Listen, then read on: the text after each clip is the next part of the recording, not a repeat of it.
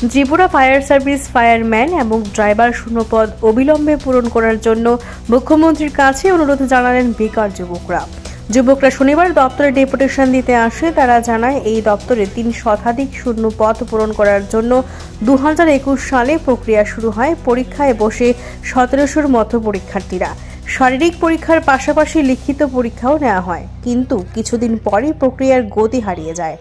এমনই করে 1 থেকে 2 বছর কেটে যায়। তাই এখন তাদের মুখ্যমন্ত্রীর কাছে আবেদন জানায় তাদের চাকুরির ব্যবস্থা করে দেওয়ার জন্য।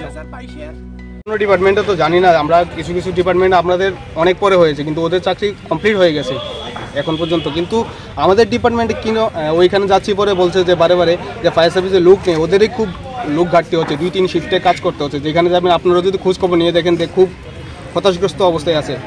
আমরা যতটুকু আমাদের কাছে ইনফরমেশন ডিরেক্টর থেকে আমাদের বলছে, তো এই জায়গাতে আমাদেরকে যদি রিক্রুটমেন্ট কমপ্লিট করা হয় তাহলে ওদেরও ক্রাইসিস কমপ্লিট হয় এবং আমাদেরও বেকারত্ব সমস্যা দূর হয়।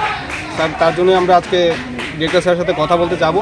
যদি বাকি প্রসেসটা আমাদের পুলিশ ডিপার্টমেন্ট এবং আইন দপ্তর থেকে যদি আমাদের যেতে দেওয়া হয় তাহলে আমরা যে একদম 4-5 জন যাবো, যে ডিসিপ্লিনভাবে কথা বলে চলে। এমনি আপনাদের প্রসেসটা কতদূর গেছে, মানে কি স্টেজে আছে? আমাদের যা বলেছিল আমরা তো রিটার্ন দিয়েছি, তারপরে কোনো আর আপডেট নেই। তারপরে রিটার্নের রেজাল্ট বেরিয়েছে না, বাইবার এখন লিস্ট আউট হবে। বাইবার লিস্ট আউট হলে রিটার্ন এক্সাম এবং বাইবার লিস্ট আউট প্লাস করেছিল, তারপর ফাইনাল মেরিট লিস্ট আউট হবে। যে প্রসেসটা করতে 1700 জন ক্যান্ডিডেট মাত্র, এটা কমপ্লিট করতে হয়তো আমরা যারা অ্যাওয়ারনেস আছে তারা জানি যে 1 সপ্তাহের ভিতরে কমপ্লিট করা 1700 খাতা থাকা কোনো ব্যাপারই না ওএমআর শিটের মধ্যে।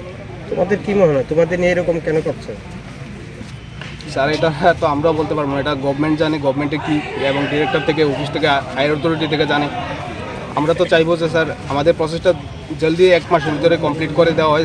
স্যারও বলেছে যে সিএম থেকে যদি ফাইল কমপ্লিট করে আসে তাহলে তারা 1 মাসের মধ্যে রেজাল্ট আউট করতে পারবে। ডিরেক্টর স্যার বলেছে। কে বলেছে? Director sir.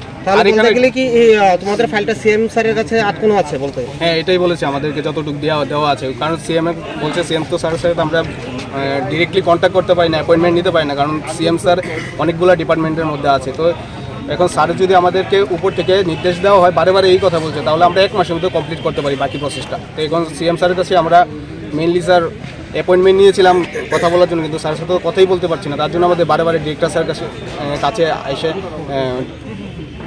অনুরোধ।